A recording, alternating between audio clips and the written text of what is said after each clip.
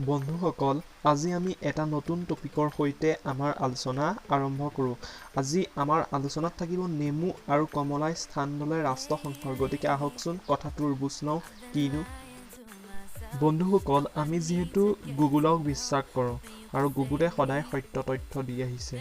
গতিকে আমি যদি গুগলত চাৰ্চ কৰোঁ লেমন এণ্ড অৰেঞ্জ ডিফাৰেঞ্চ, তেতিয়া ৰিজাল্ট আহিব no one who has tasted an orange and a lemon can confuse them.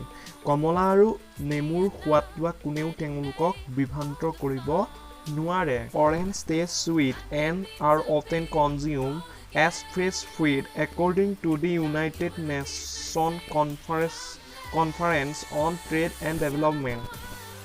অৰ্থাৎ বাণিজ্য আৰু বিকাশৰ ওপৰত ৰাষ্ট্ৰসংঘৰ সন্মিলন অনুসৰি কমলা সোৱাদযুক্ত সতেজ ফল হিচাপে গণ্য কৰা হৈছে। Lemons, on the other hand, have a strong sour taste base consumed in small quantities along with other fruits. আনহাতে নেমুৰ সোৱাদ প্ৰায় টেঙা হয় আৰু ইয়াক মানুহে প্ৰায় খাদ্যৰ লগতে ব্যৱহাৰ কৰে, অৰ্থাৎ সৰ্বশ্ৰেষ্ঠভাৱে ব্যৱহাৰ কৰে। উক্ত টপিকৰ পৰা আমি জানিব পাৰিছোঁ যে ৰাষ্ট্ৰসংঘৰ বাণিজ্য আৰু বিকাশৰ ওপৰত হোৱা সন্মিলন অনুসৰি কমলা আৰু নেমু টেঙাৰ সোৱাদ নিৰ্ধাৰণ কৰা হৈছে। গতিকে কমলা আৰু নেমু টেঙাই স্থান ল'লে ৰাষ্ট্ৰসংঘৰ। সেয়েহে আমি উক্ত কথাটো তেনেদৰে উপস্থাপন কৰিছোঁ।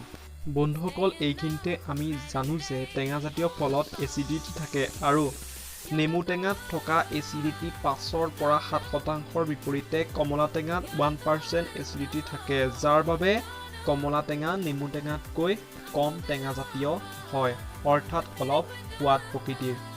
নেমু হৈছে ভিটামিন চি আৰু ফ্লেভাৰইডৰ এক উৎকৃষ্ট উৎস, যি হৈছে এণ্টিঅক্সিডেণ্ট। এণ্টিঅক্সিডেণ্টে মুক্ত ৰেডিকেল আঁতৰ কৰাত সহায় কৰে, যি শৰীৰৰ পৰা কোষবোৰ ক্ষতিগ্ৰস্ত কৰিব পাৰে।